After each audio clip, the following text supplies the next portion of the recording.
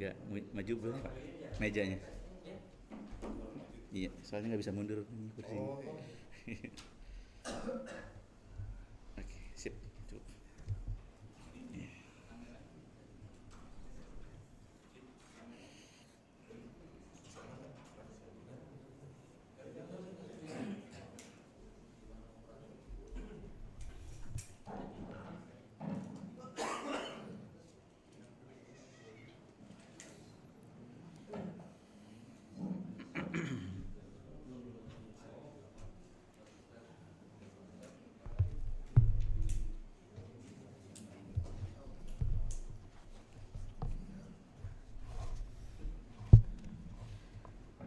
Bismillahirrahmanirrahim.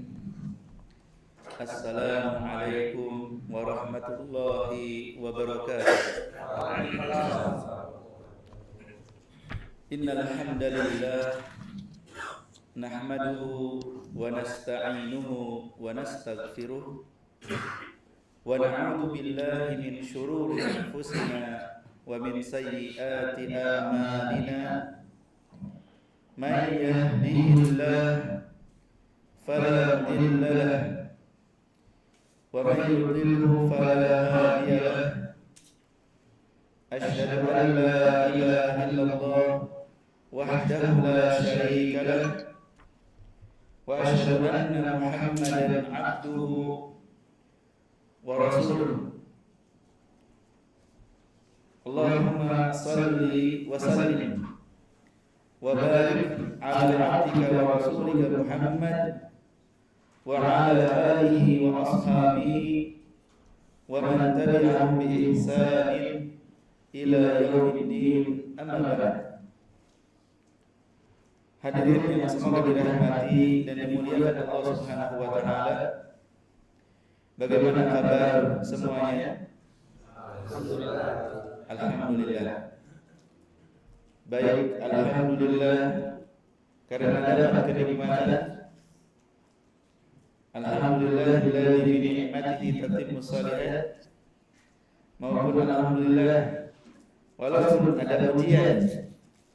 Alhamdulillah ala kulli hal. Kita senantiasa memuji Allah dalam segala kondisi. Semoga yang diberikan nikmat bisa mensyukurinya, dan yang sedang diuji bisa sabar dalam menghadapinya. Dan seorang mukmin senantiasa serta selalu siap dengan segala kondisi, baik dapat kebaikan maupun keburukan, baik menggembirakan maupun mengecewakan. Seorang muslim selalu siap. Dan bagi mereka sama,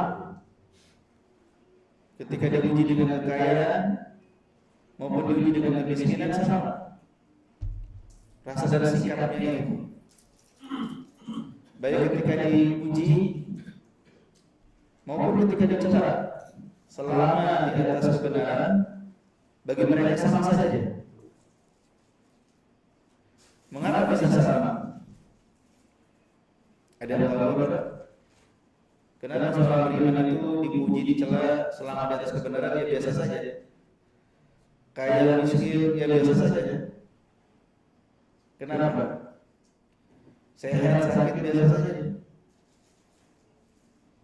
Karena fokus mereka adalah akhirat. Mereka menyadari dunia ini sebentar, dikasih kaya sebentar, dikasih miskin juga sebentar. Dikasih kekayaan, ya akan kehilangan kekayaannya. Tidak selamanya. Dikasih kemiskinan juga miskin juga sebentar. Tidak akan selamanya. Sehingga bagi mereka yang perlu dikhawatirkan. Yang mereka khawatirkan itu bagaimana setelah kematian saya selamat atau tidak. Ya, setelah saya meninggal dunia, yang mereka pikirkan, ya, Saya termasuk orang yang dapat nikmat kubur atau ada kubur? Termasuk yang hisabnya ringan atau berat? Dan seterusnya yang banyak pikirkan. Semoga Allah Subhanahu wa taala berikan taufik kepada kita yang untuk menjadikan kita termasuk orang-orang yang apabila diberi bersyukur, apabila dipuji bersabar, dan apabila kita berdosa berbuat salah segera beristighfar. Karena tiga hal tersebut adalah tanda kebahagiaan seorang mukmin. Ya, seorang mukmin bisa bahagia itu kalau bisa bersyukur ketika dapat nikmat, bisa sabar ketika dapat ujian, dan segera taubat jika berbuat salah. Hadirin yang semoga dirahmati dan dimuliakan Allah. Boleh saya minta aqua gelas?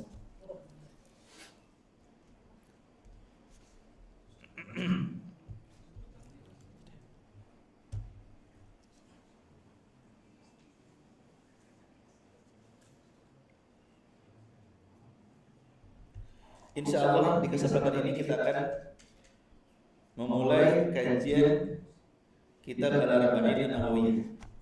Betul? Kitab yang ditulis oleh seorang ulama besar. Ada yang tahu namanya? Dari judul kitabnya saja tadi sudah ketahuan. Nah, Imam Nawawi rahimahullah, yang namanya itu Yahya bin Syaraf Ibnu Hizam An-Nawawi Abu Zakaria Muhyiddin. Beliau berkunyah Abu Zakaria, berlaqab Muhyiddin yang menghidupkan agama, dan Nawawi itu nisbat kepada suatu tempat di selatan Damaskus. Jadi Nawawi itu nisbat kepada suatu tempat di selatan Damaskus, yang lahir pada tahun 631 Hijriah.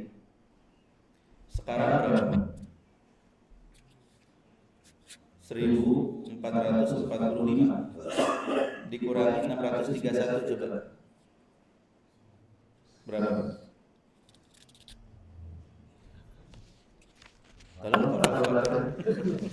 Kalau itu susah kalkulator aja. Berapa? 800 tahun yang lalu beliau dilahirkan. 8 abad yang lalu. Kemana orang-orang yang lahir 100 tahun yang lalu? Enggak semua namanya disebut. 200 tahun yang lalu pada sampai 800 tahun yang lalu. Sebagian disebut, sebagian tidak. Sebagian diingat, sebagian tidak. Dan beliau termasuk yang selalu diingat hingga saat ini. Bagaimana tidak, hampir di setiap masjid atau mushola atau majelis taklim ada kitab karya beliau. Entah itu kitab ini, Hadis Arba'in,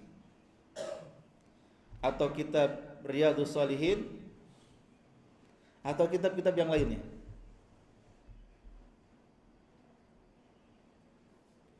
Sehingga kata Syekh Utsaimin rahimahullah, tersebarnya tulisan beliau di semua kalangan, di semua tempat, ya, ini nampak ya, semoga termasuk tanda keikhlasan beliau dalam menulis. Benar-benar mengharapkan wajah Allah, sehingga Allah langgengkan amalannya. Beliau sudah meninggal lama, 8 abad yang lalu, tapi kita masih menyebut namanya, mengingatnya, mempelajari kitabnya, sehingga masuk dalam hadis Nabi sallallahu alaihi wasallam, "Idza mata ibnu Adam inqata'a 'amaluhu illa ihda thalath." Jika anak Adam meninggal dunia, akan terputus amalannya kecuali salah satu di antara 3 hal, di antaranya wa ilmun yuntafa'u bihi, ilmu yang bermanfaat. Rahimahullah. Ya. Semoga Allah merahmati beliau. Dan kitab ini sendiri, kitab Al-Arba'in An-Nawawiyah, ada yang punya bukunya? Tipis. Ada? Atau di musola? Belum ada. Betul, segera ada. Ya, berapa harganya itu Matan Arba'in? Cek di online. Coba ya cek harga Matan Arba'in gitu.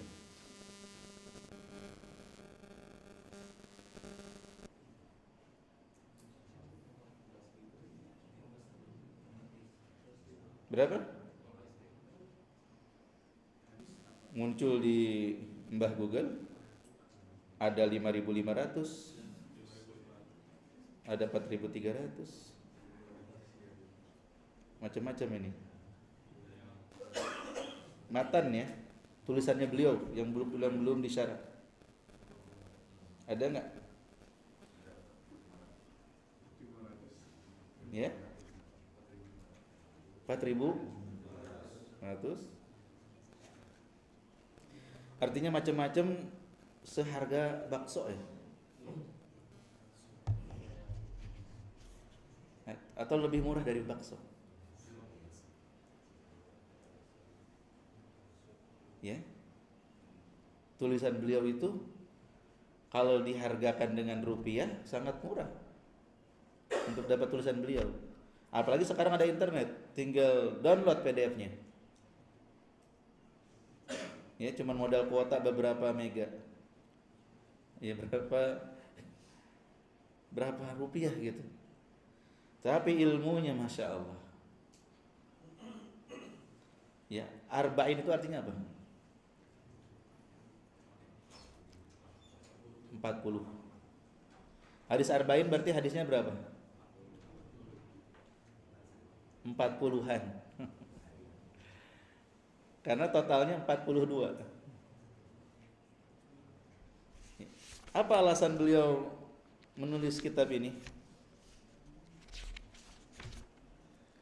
Kenapa beliau menulis, mengumpulkan 40-an hadis, tepatnya 42 hadis di dalam kitabnya ini? Beliau menyampaikan dalam muqaddimahnya, setelah membuka dengan firman Allah Subhanahu wa taala surat Al-Asr ayat 7, "Wa ma ataakumur rasulu fakhudhu." Apa saja yang datang dari Rasulullah sallallahu alaihi wasallam, maka ambillah, laksanakan, kerjakan. Ya, kemudian beliau membuka dengan bismillah, dengan alhamdulillah, dan akhirnya amma ba'd, kata beliau. Sungguh kami telah meriwayatkan hadis Rasulullah sallallahu alaihi wasallam dari para sahabat, di antaranya Ali bin Abi Thalib, Abdullah bin Mas'ud, Mu'ad bin Jabal, Abu Darda, dan seterusnya. Banyak sekali beliau sebutkan. Dari Abu Sa'id Al-Khudri radhiyallahu anhu, dari sahabat Abu Sa'id Al-Khudri radhiyallahu anhu, dari jalur yang sangat banyak dengan berbagai macam riwayat. Di antara maknanya atau di antara hadis tersebut, ya, barang siapa yang menghafal ya dari umatku 40 hadis tentang perkara agamanya, maka Allah Subhanahu wa taala akan bangkitkan dia di hari kiamat bersama golongan para fuqaha, ahli fiqih, wal ulama, juga para ahli ilmu.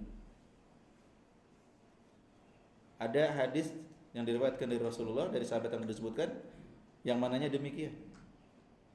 Siapa yang menghafal 40 hadis. Dalam riwayat yang lain, Allah Subhanahu wa taala akan memberikan syafaat di hari kiamat. Siapa yang hafal 40 hadis tersebut?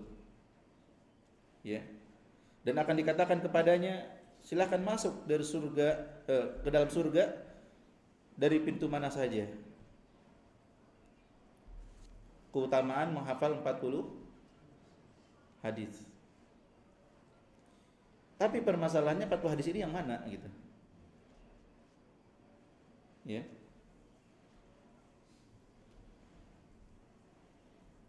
Walaupun memang hadis-hadis itu disebutkan banyak, hadis yang disebutkan tadi banyak yang mendoifkan, tapi jalurnya sangat banyak gitu. Kok sebanyak ini jalurnya? Nah, 40 hadis yang mana?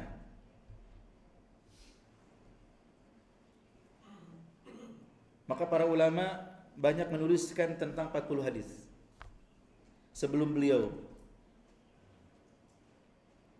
Di antaranya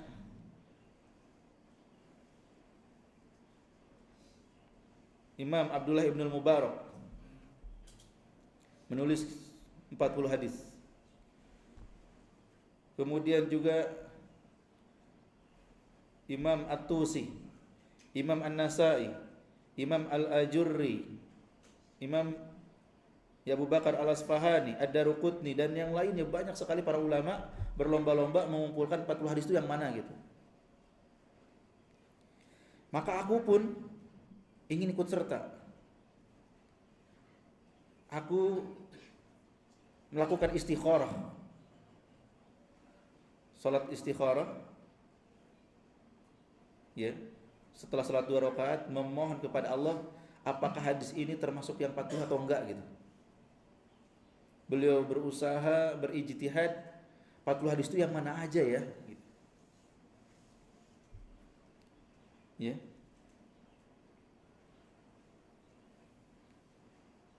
Walaupun kata beliau hadis yang keutamaan 40 hadis tadi itu dhaif, lemah. Tetapi karena banyaknya jalur yang meriwayatkan hadis tersebut, beliau ya memilih untuk tetap memilih 40 hadis. Bukan berarti yang lain enggak penting, semua hadis penting gitu. Tapi berusaha sebisa mungkin 40 hadis ini kalau diamalkan benar-benar sangat menguatkan agama seseorang. Beliau memilih sehingga terpilihlah 42 hadis. Dan nanti Ibnu Rajab Al-Hambali menambahkan 8 jadi 50 hadis. Artinya tidak ada kepastian memang yang mana 40 hadis itu. Sehingga Imam Ahmad rahimahullah menghafal enggak cuma 40 hadis. Ya, sekitar 200.000 hadis. 200.000 hadis. Para ulama menghafal kitab-kitab hadis. Ya, Imam Syafi'i saja menghafal kitab Al-Muwatta. Kitab hadis karya Imam Malik. Yang hafal hadis Sahih Bukhari berapa ribu hadis? Mereka berharap mudah-mudahan di antara ribuan hadis itu ada 40 gitu yang memang walaupun itu dhaif tapi mudah-mudahan benar-benar menguatkan agamanya. Ini yang pertama. Yang kedua, sebagian ulama menyebutkan bahwa memilih hadis yang dipandang sangat penting tanpa menafikan hadis lain penting juga, ini memudahkan para penuntut ilmu pemula. Kan kalau belajar ribuan hadis sekaligus kan susah. Tentu pengen sedikit-sedikit. Maka kira-kira yang mana dulu nih yang harus dipelajari, sehingga dipilihkan oleh ulama sebelum hadis yang banyak, coba sedikit dulu. Kita tahu Imam Nawawi rahimahullah juga penulis kitab Riyadhus Shalihin. Itu berisi ribuan hadis, banyak dalam kitab Riyadhus Shalihin. Tapi beliau memilihkan 42 hadis di kitab ini. Artinya tidak dipahami bahwa hadis ini yang paling penting, yang lain gak penting, gak perlu dipelajari, bukan begitu. Tapi ini berbicara tentang tahapan dalam belajar. Yang mana dulu nih yang kita pelajari kalau belajar hadis gitu. Ya sudah, beliau menyarankan ini tanpa menafikan yang lain. Mungkin nanti ulama lain akan memilih hadis-hadis yang lain. Itu silahkan. Tetapi sampai saat ini para ulama yang datang setelah Imam Nawawi ya mengakui bahwa 42 hadis ini benar-benar pilihan. Mereka berusaha mensyarahnya, menjelaskannya dengan kitab-kitab mereka. Ya di antaranya adalah Imam Ibnu Rajab tadi yang menambahkan dengan 8 hadis tadi jadi 50. Ya, dan para ulama generasi sekarang pun mereka menjelaskan Arba'in Nawawi ini dalam ceramah mereka, dalam kitab-kitab mereka. Yang menunjukkan bahwa memang hadis-hadis yang akan kita pelajari sangat penting. Baik, kita masuk kepada hadis yang pertama. Ya. Berkata penulis rahimahullah tentang pentingnya niat. An Amiril Mu'minin Abi Hafsin Umar bin Al-Khattab radhiyallahu anhu qala Sami'tu Rasulullah sallallahu alaihi wasallam yaqul. Dari Amirul Mukminin Abu Hafsin Umar bin Al-Khattab radhiyallahu anhu, beliau berkata, aku mendengar Rasulullah sallallahu alaihi wasallam bersabda, "Innamal a'malu binniyat." Sesungguhnya setiap amalan itu dengan niat. Wa innamal likulli imri'in ma nawa. Dan setiap orang akan mendapatkan balasan sesuai dengan niatnya. Faman kanat hijratuhu ila Allahi wa rasulih, fa hijratuhu ila Allahi wa rasulih. Maka barang siapa yang berhijrah karena Allah, menuju Allah dan Rasulnya, ikhlas, maka hijrahnya diterima, dihitung sebagai hijrah yang menuju Allah dan Rasulnya. Wa man kanat hijratuhu lidunya yusibuha aw imra'atin yanqihuha fa hijratuhu ila ma hajar ilaih.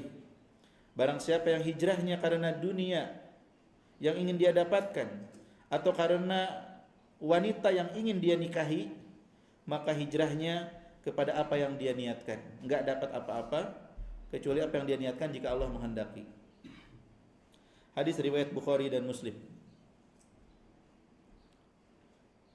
Hadirin yang semoga dirahmati dan dimuliakan Allah, hadis ini hadis yang sangat masyhur. Ya. Sangat terkenal sekali. Sehingga sangat wajar jika Imam Syafi'i rahimahullah mengatakan hadis ini, hadis niat itu masuk pada 70 bab dari bab-bab fikih. Ada 70 bab dalam bab fikih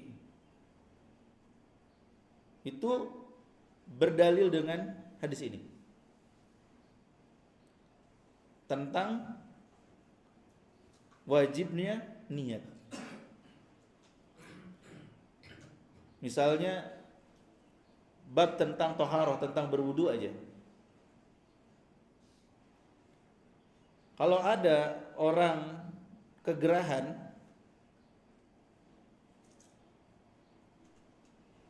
panas, AC lagi mati, pengen ngadem, pengen mengademkan dirinya, maka dia pun melakukan gerakan seperti gerakan wudhu. Saya mengwudhu, tapi niatnya itu bukan ingin sholat, bukan ingin menghilangkan najis. Dia pengen ngademin wajahnya, ngademin rambutnya, tangan kakinya. Apakah bisa dianggap wudhu?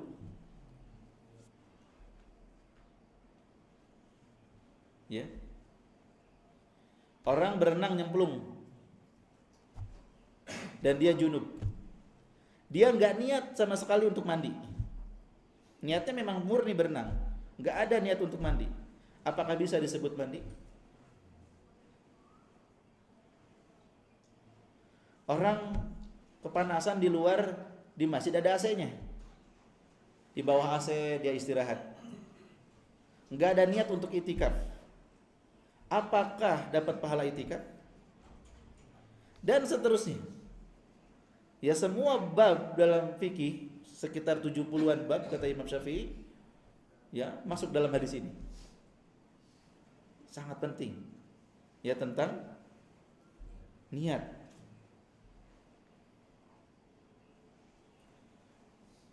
Sampai dikatakan, Imam Syafi'i mengatakan seperti itu, kata Imam Nawawi, bahkan lebih banyak daripada 70 itu. Karena Imam Syafi'i tidak mengkhususkan 70 aja.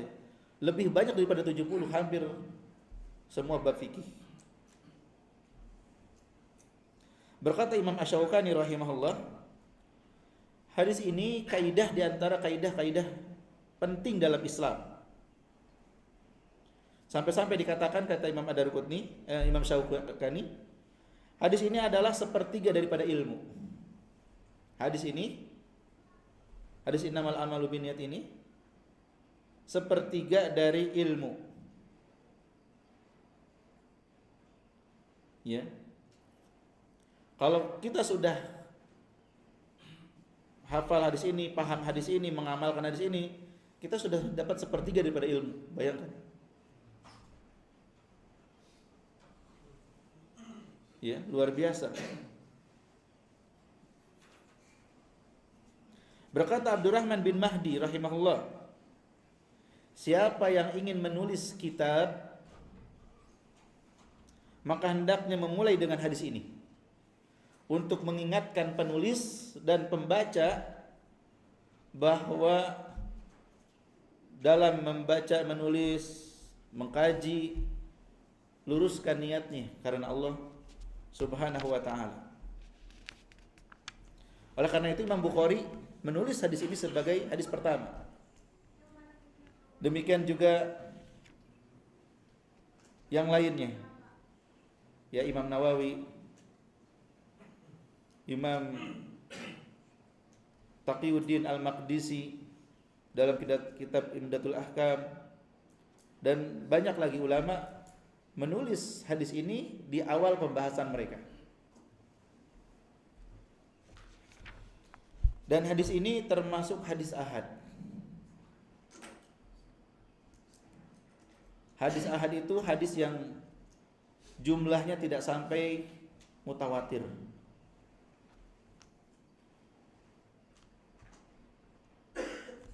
Hadis itu dilihat dari jumlah yang meriwayatkan di setiap generasinya, itu ada hadis mutawatir, ada hadis ahad.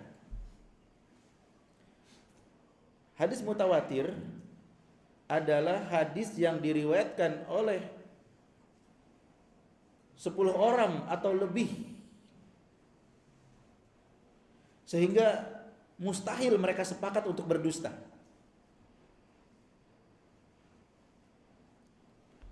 Rasulullah bersabda, siapa yang mendengar? Sahabat. Nah, sahabat ini 10 orang atau lebih dari sahabat yang meriwayatkan hadis ini. Sahabat menyampaikan ke tabi'in, tabi'in yang meriwayatkan 10 orang atau lebih. Tabi'in menyampaikan ke tabi'in generasi setelahnya 10 orang atau lebih. Mustahil mereka sepakat untuk berdusta dari Rasulullah, karena jumlahnya banyak yang meriwayatkan. Maka itu disebut dengan hadis mutawatir. Sudah pasti diterima. Nah, yang kedua adalah hadis ahad. Hadis yang diriwayatkan oleh para perawi namun jumlahnya itu tidak sampai jumlah mutawatir.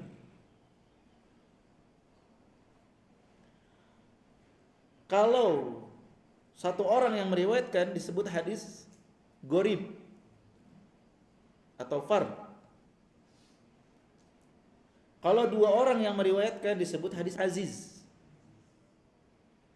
Kalau 3 orang sampai 9, nggak nyampe 10, itu hadis apa? Hah? Apa? Hadis ahad itu bisa 1, bisa 2, atau bisa lebih. Tapi nggak nyampe mutawatir. Kalau satu orang hadis ahad, gharib. Kalau 2 orang hadis ahad, aziz. Kalau 3 orang sampai 9, hadis ahad, masyhur.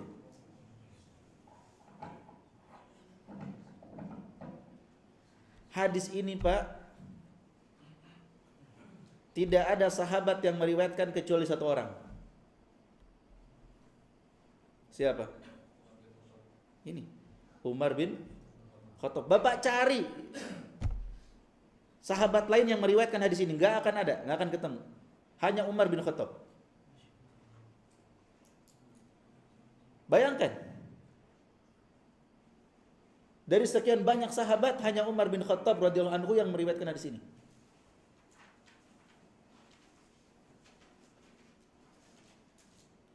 Dan yang meriwayatkan dari Umar bin Khattab juga 1 orang, Ikrimah. Nah, golongan sesat seperti kelompok Mu'tazilah yang pemikirannya diadopsi juga oleh Hizbut Tahrir, alhamdulillah sudah dibubarkan. Mereka menolak hadis ahad dalam masalah akidah.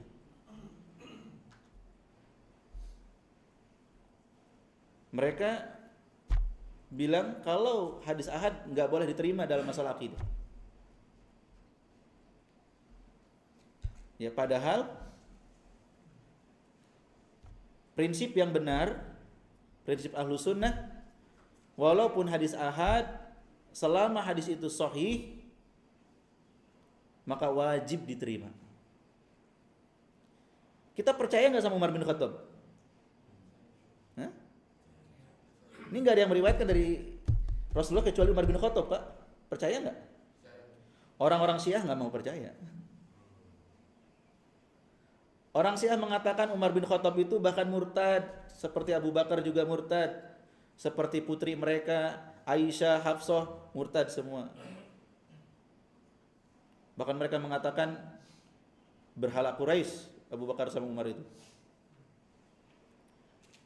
Orang-orang Syiah nggak menerima hadis ini. Mereka nggak menerima.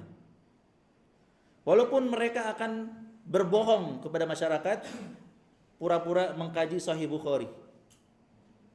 Yuk belajar kitab para ulama. Seakan-akan mereka menerima hadis-hadis itu. Padahal mereka tidak menerima. Bagaimana bisa menerima? Mereka mengatakan Umar bin Khattab sebagai berhala Quraisy. Nggak mungkin mereka percaya.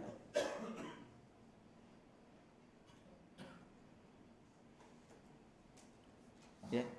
Jadi kelompok Mu'tazilah dan yang semisal mereka menolak hadis ahad.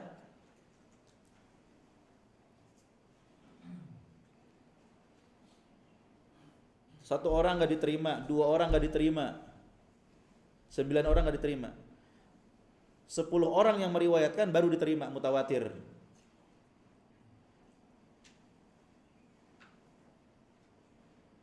Makanya ketika salah seorang di antara mereka pengikut ya yang menolak hadis ahad ini dakwah ke suatu tempat, waktu itu ke Jepang,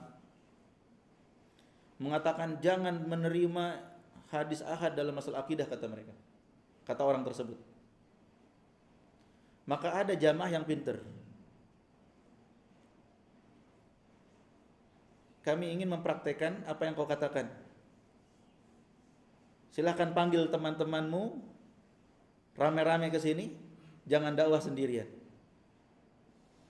Karena kalau Anda dakwah sendirian, Anda itu ahad. Ya kami nggak akan percaya seperti konsep yang Anda sampaikan.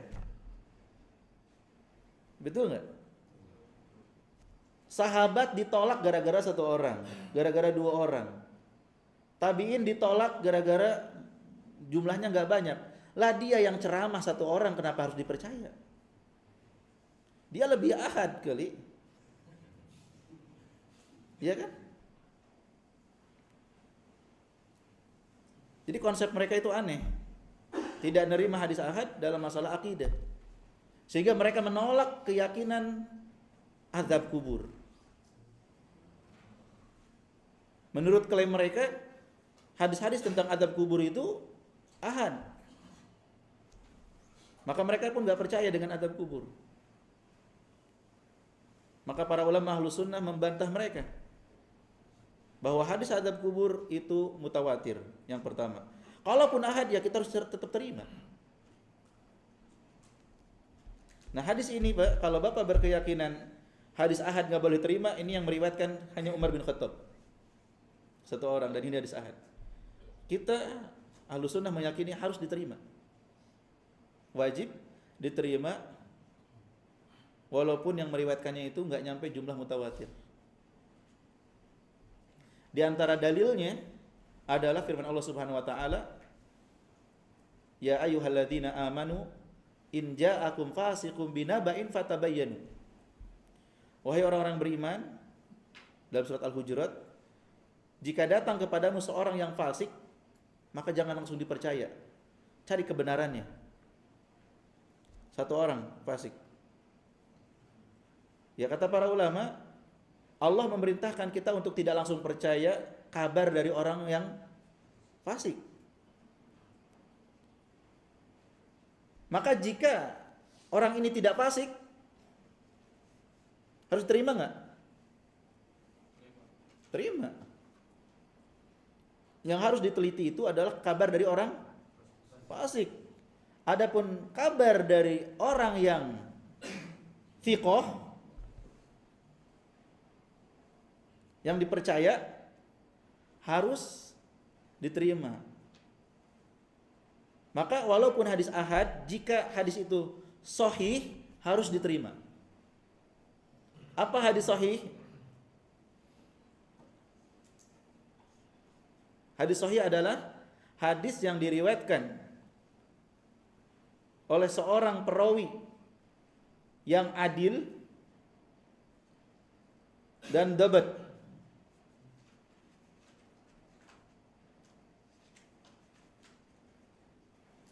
Tidak syad dan tidak ada penyakit atau illah.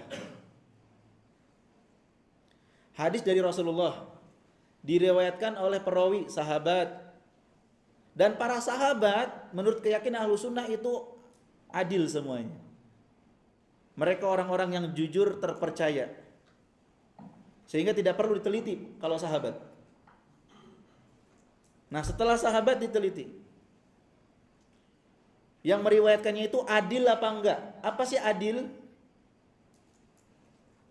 Apa itu adil? Tidak fasik. Lawan daripada fasik. Seorang yang bertakwa yang enggak fasik, itu adil. Dalam ilmu mustalah hadis. Dabat yang terjaga hafalannya, bukan pelupa, bukan yang suka salah dalam menyampaikan. Ya. Kadang ada orang baik tapi pelupa, susah juga kita percaya. Betul. Ada orang pinter tapi suka maksiat, ini juga susah kita percaya. Nah sekarang perawi ini dia sudah bertakwa, baik, hafalannya kuat. Berarti dia terpenuhi al-adl, Al-adalah dan al-dabt. Gabungan dari adil dan dabt ini disebut dengan thiqah. Disebut dengan thiqah. Orang disebut thiqah, terpercaya kalau dia itu bertakwa, tidak fasik, adil, dan dia hafalannya kuat, nggak suka salah kalau ngomong. Hafalannya itu nggak kemana-mana gitu. Baru dipercaya. Ya. Terus hadis itu tidak syadz. Syadz itu menyelisihi yang lebih thiqah. Ada orang yang lebih thiqah dari dia, maka dia nggak boleh menyelisihi yang lebih terpercaya. Illah penyakit dalam hadis, ini pembahasannya sangat panjang, bahwa hadis itu ada yang sepertinya sahih tapi ada penyakitnya. Nah ini oleh karena itu para ulama ketika mengatakan hadis ini sahih, itu benar-benar sesuai dengan kaidah ilmu hadis, diteliti sedemikian rupa. Enggak asal bilang hadis sahih gitu. Walaupun ahad, jika hadis itu sahih harus diterima seperti hadis ini. Hadis ini ahad, ya, tapi hadis ini sahih, wajib kita terima, wajib diamalkan, baik dalam masalah akidah maupun dalam masalah yang lainnya. Ini sebagai pendahuluan, ya, bahwa kita akan berhadapan dengan orang-orang yang menentang hadis ahad. Di masyarakat akan kita temui nggak percaya dengan hadis ahad. Bahkan lebih parah daripada itu, kita akan bertemu dengan orang-orang inkarus sunnah, yang tidak mau percaya sama sunnah. Cukup pakai Al-Quran saja, nggak usah pakai hadis-hadisan. Biasanya mereka bagi-bagi brosur, buklet, isinya ayat semua, nggak ada hadis. Ya, padahal nggak mungkin kita itu tidak mengamalkan hadis. Tata cara sholat pakai hadis. Ya, mereka dari mana? Kalau mereka nggak pakai hadis, mereka orang-orang pendusta yang mengatakan nggak usah pakai hadis, nggak usah pakai hadis. Para pendusta mereka. Untuk bisa memahami Al-Quran dengan baik dan benar, harus dengan hadis.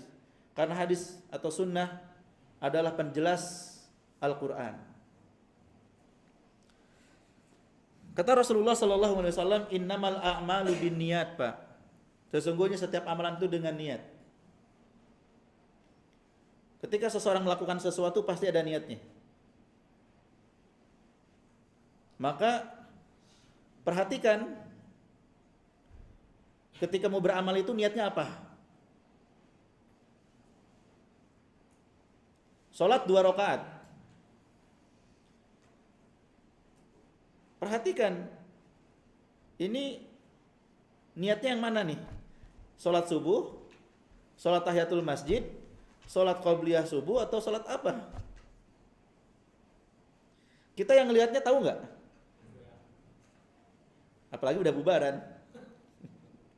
Kita udah salam nih, ada satu orang masuk ke masjid, sholat 2 rakaat, itu orang sholat apa ya?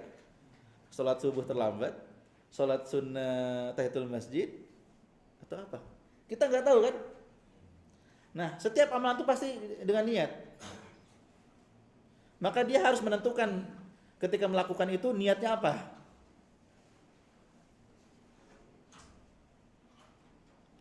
Ya, ketika kita mau beramal, perhatikan niatnya. Apa pendorongnya? Motivasi kita beramal itu apa? Kita melakukan ini karena apa gitu? Apa yang mendasari kita melakukan itu? Yang kedua, jenisnya apa? Ini amalan apa gitu? Niatnya apa, jenisnya? Kayak tadi gitu kan? Orang datang ke masjid, itu harus ditanya dulu hatinya oleh si orang tersebut.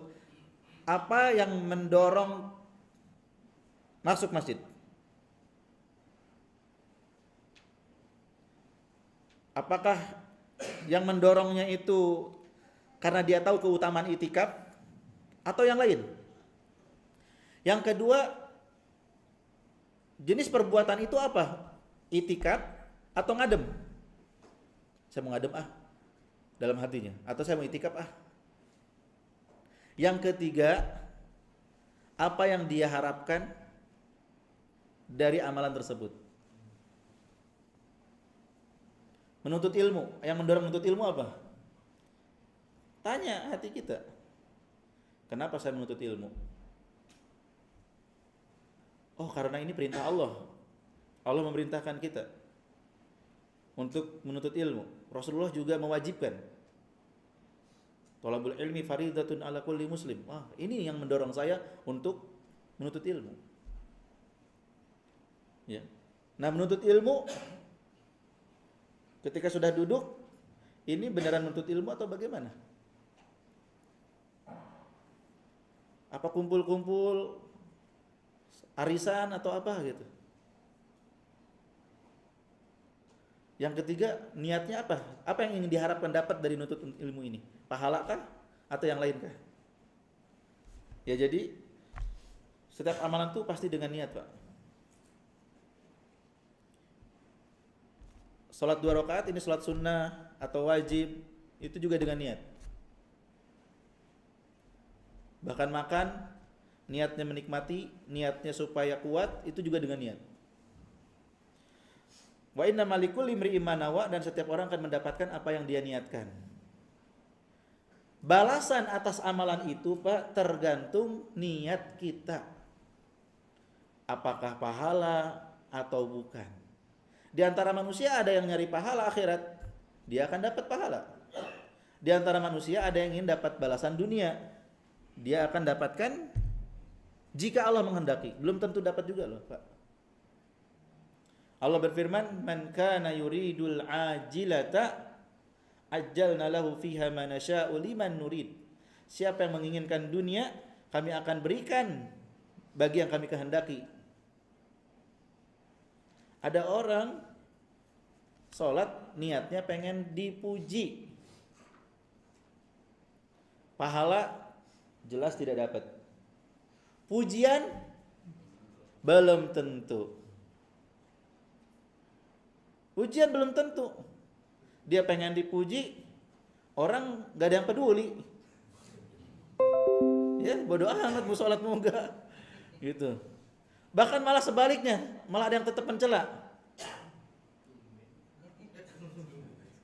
Jadi orang yang gak ikhlas itu, yang gak jaga niatnya, sebenarnya rugi. Rugi, akhiratnya gak dapat, pahala gak dapat, dunia belum tentu. Kemudian Rasulullah mencontohkan tentang hijrah.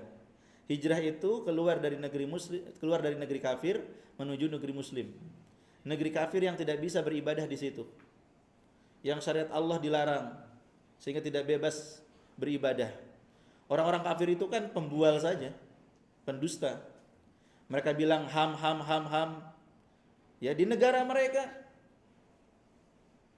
bahkan di negara Islam, mereka tekan supaya kebebasan kaum muslimin dibatasi. Ya, mereka bilang boleh. Ini negara liberal, ini negara bebas. Liberty. Tapi jilbab enggak boleh. Ya. Syiar Islam yang lain enggak boleh. Mereka larang.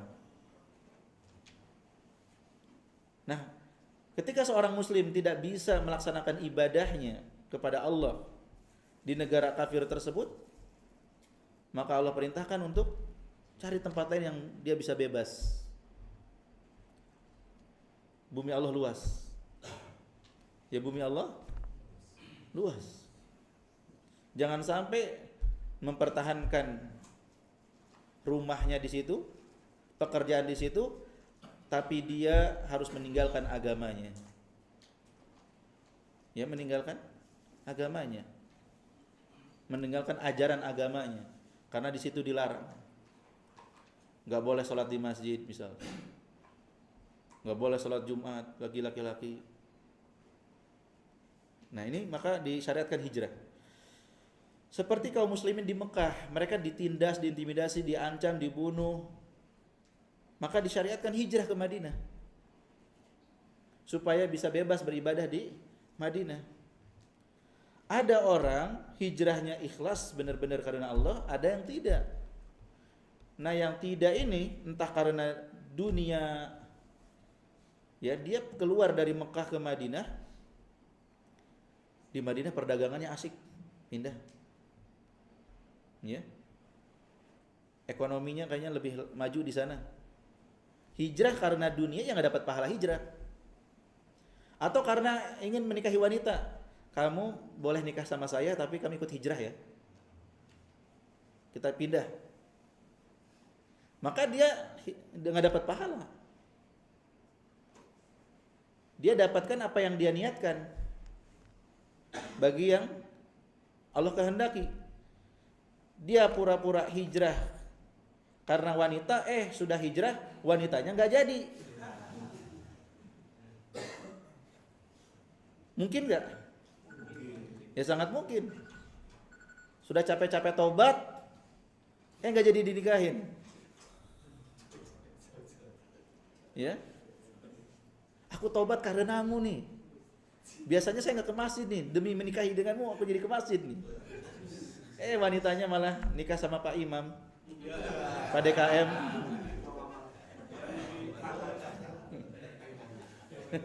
Ada Pak Imam di sini. Maksudnya sama waduh gawat ini Pak Imam nih. Bukan maksud saya, ya, malah sama yang lain gitu. Ada orang beramal kebaikan pengen dapat sesuatu malah nggak dapat. Udah PDKT, kok malah meleset. Nah nggak dapat akhirnya. Jadi pelajaran dari hadis ini kita harus menjaga niat kita untuk senantiasa ikhlas, ya. Yang kedua, bahwa amalan tergantung pada niat. Betapa banyak amalan kecil jadi besar gara-gara niatnya, dan amalan besar jadi kecil gara-gara niatnya.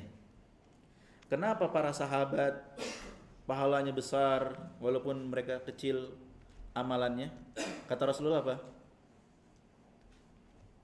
Infaknya sahabat, ya, 1 mud, 1 genggam atau setengahnya itu lebih baik daripada infak kalian 1 besar gunung Uhud. Artinya kecilnya infak mereka itu lebih baik daripada infak yang banyak oleh selain mereka. Kenapa? Karena keikhlasan mereka. Mereka benar-benar ikhlas ketika beramal.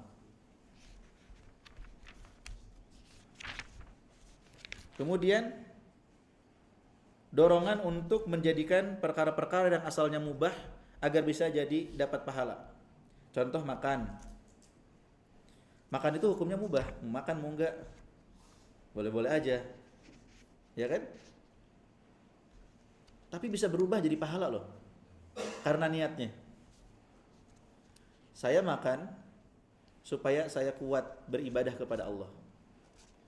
Supaya saya tegak, enggak sakit.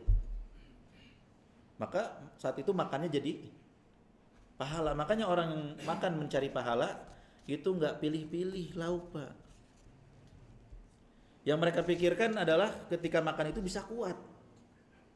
Bisa sholat malam, bisa sholat subuh, bisa kerja nyari nafkah.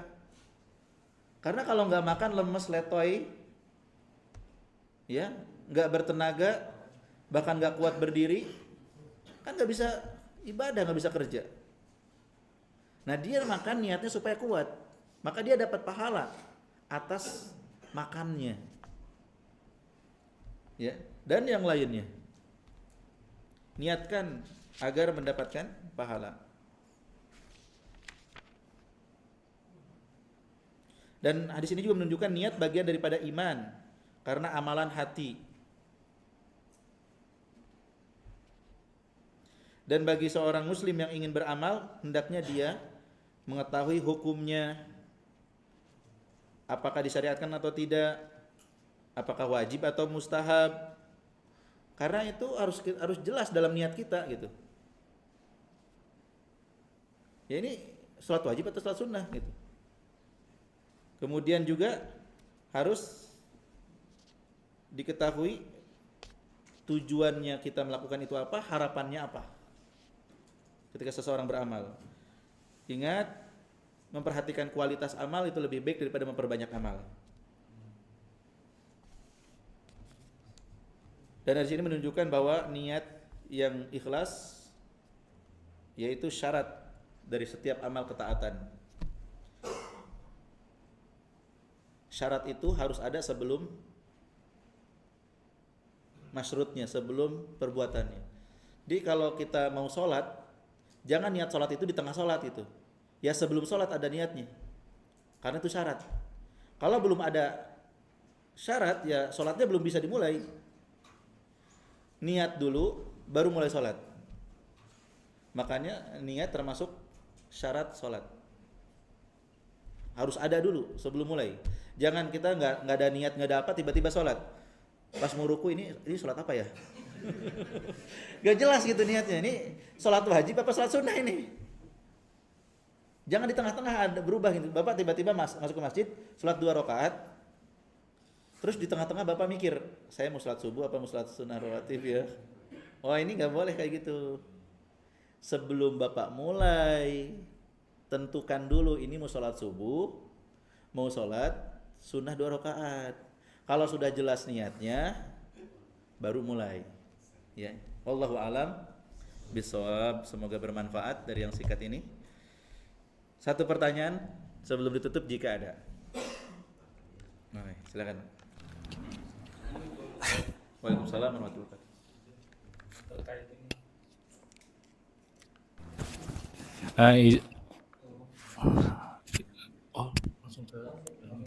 Izin bertanya Ustadz terkait sholat, niat sholat, khususnya sholat jamak ketika kita butuh untuk menjamak sholat itu Ustadz. Jika niatnya itu sebelum wudhu kita sudah niat ingin sholat jamak, kemudian sebelum sholat itu kita seperti belum niat gitu, merasa belum niat lagi, apakah itu sah gitu Ustaz? Apakah harus sesaat sebelum sholat itu harus meniatkan lagi dalam hati gitu?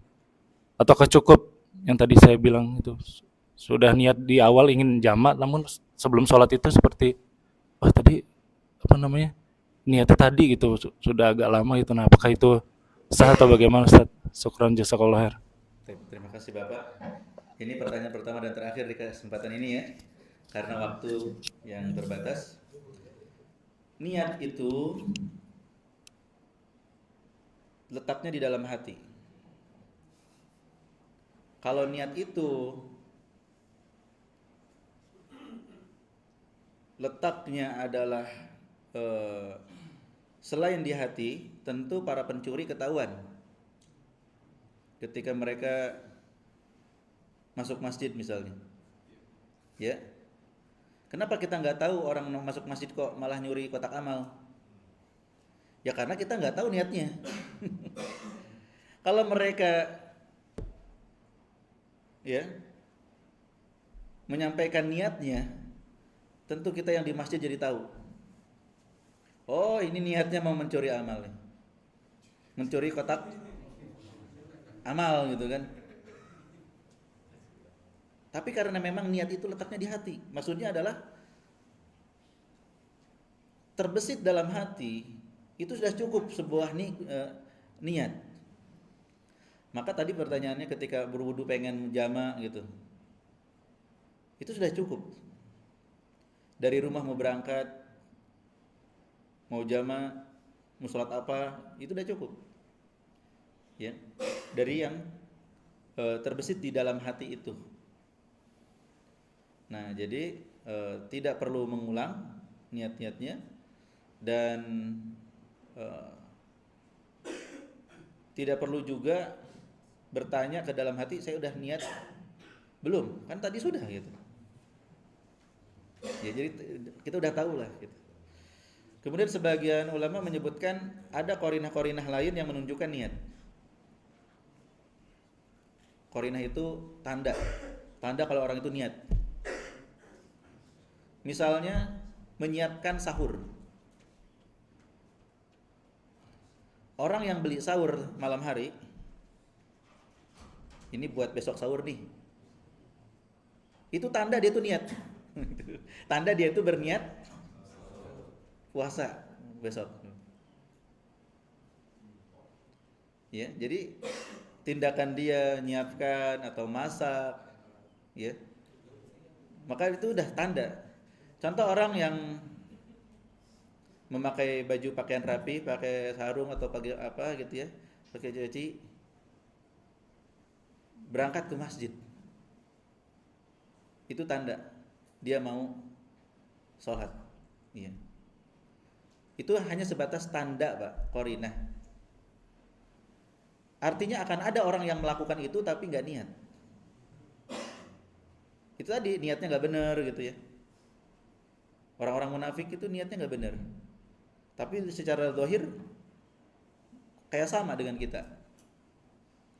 Orang beli makanan di malam hari kayaknya buat sahur nih. Tapi belum tentu gitu. Ya. Ya, tadi tanda-tanda itu hanya sebatas tanda walaupun tidak pasti. Ya, maksudnya adalah ketika dia melihat dirinya melakukan itu ada tanda di situ. Tanda bahwa dianya itu berniat gitu. Jadi tidak perlu ragu lagi, tidak perlu was-was lagi. Saya udah niat apa belum nih? Wah, tadi malam kayaknya saya gak niat puasa nih, gimana dong? Ya, sedangkan dia sudah beli sahur, dan segala apa gitu. Yakinlah bahwa ketika dia itu memang berniat. Allahu a'lam bishawab. Semoga bermanfaat dan Allah berikan taufik pada kita semua untuk selalu menjaga niat-niat kita agar senantiasa ikhlas karena Allah Subhanahu wa taala. Terima kasih atas perhatiannya, mohon maaf atas kekurangannya. Subhanakallahumma wa bihamdik asyhadu an la ilaha illa anta astaghfiruka wa atubu ilaik. Assalamualaikum warahmatullahi wabarakatuh.